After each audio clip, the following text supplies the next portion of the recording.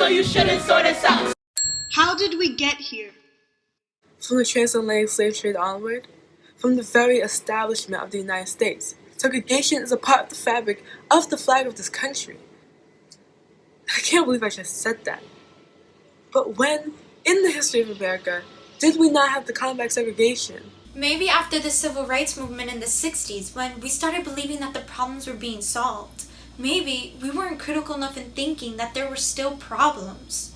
People with power wanted to do something, so they invented things to justify doing that. Everything we think of as racism was justified one way or another. Taking someone's land, forcing them to do work for you, keeping them out of your neighborhoods, creating tests that only certain people will pass. It's all invented because you want something that consolidates your power and keeps you safe. There are hundreds of years of history, hundreds of years of colonialism.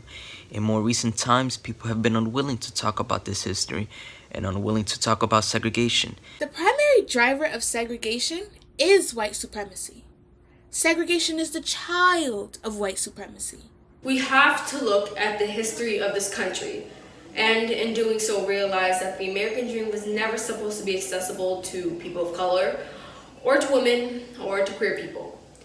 That ideal wasn't created for them, those people.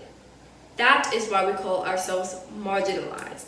Education is one of the very institutions that clearly demonstrates the marginalization of people who are not white wealthy men. So, how did we get here? Very intentionally, by actualizing the American ideal. This is the American dream.